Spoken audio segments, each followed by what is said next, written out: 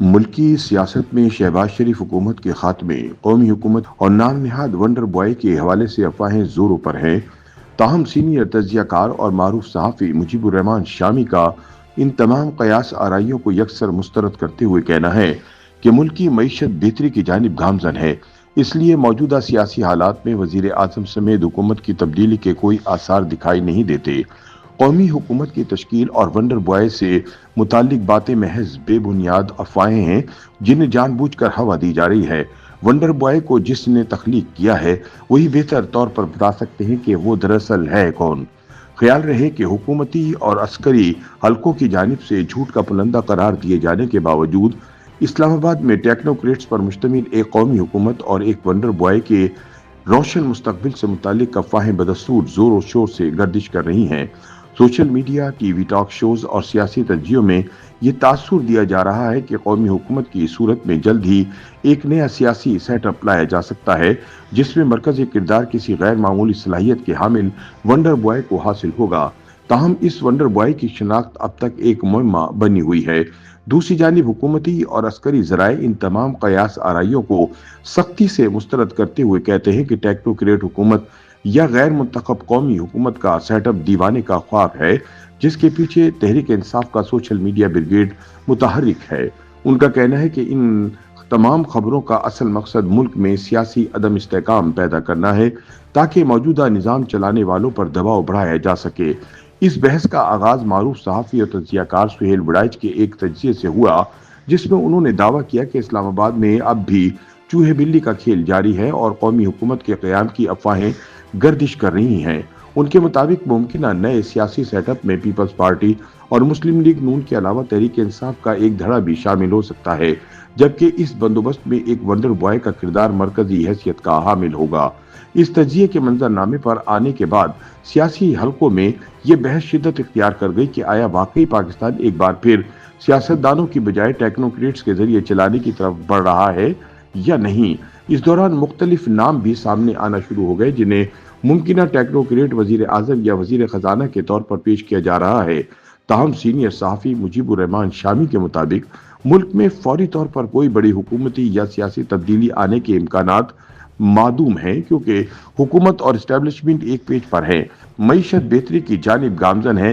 ایسے میں مقتدر حلقے کبھی بھی کوئی نیا تجربہ کرنے کا رسک نہیں لیں گے، اس لیے شہباز حکومت کو آئندہ کچھ عرصے تک کسی بڑے خطرے کا سامنا دکھائی نہیں دیتا۔ دوسری جانب نواز شریف خوش ہیں کہ ان کی بیٹی وزیر اعلیٰ پنجاب ہیں، بھائی وزیر اعظم پاکستان ہے جبکہ خود وہ پارٹی کے صدر ہیں۔ بانی P T I Imran Khan اور تحریک انصاف بارے پوچھے گئے ایک سوال کے جواب میں مجیب الرحمان شامی کا کہنا تھا کہ عمران خان کا مستقبل تو کوئی نجوم ہی بتا سکتا ہے، تاہم حقیقت یہ ہے کہ عمران خان کا مستقبل ان کے اپنے ہاتھ میں ہے۔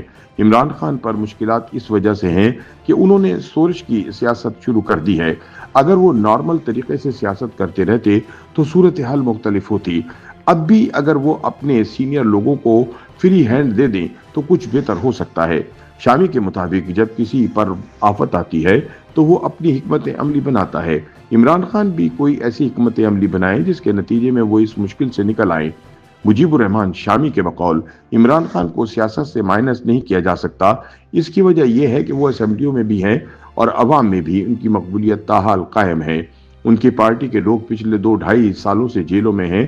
جو کوتاہی ہونا تھی وہ ہو گئی، اب ہمیں قوم کو متحد بھی تو کرنا ہے نا، آگے بھی تو بڑھنا ہے۔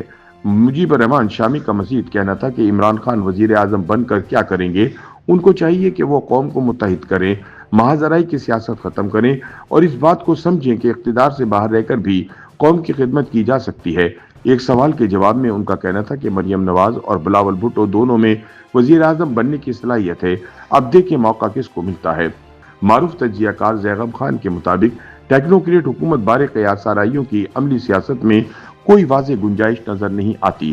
موجودہ نظام میں زیادہ سے زیادہ ہی 2 یا 3 وزارتیں ٹیکنوکریٹس کو دی جا سکتی ہیں جیسا کہ ماضی میں ہوتا رہا ہے، تاہم وزیر اعظم کے طور پر کسی ٹیکنوکریٹ کی تعیناتی فی الحال ممکن دکھائی نہیں دیتی۔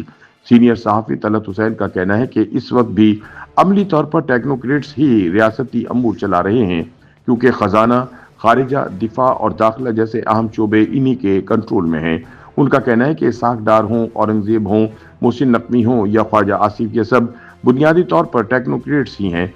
लिहाजा इस सूरत हाल में टेक्नोक्रेटिक निजाम के निफाज का इम्कान दिखाई नहीं देता।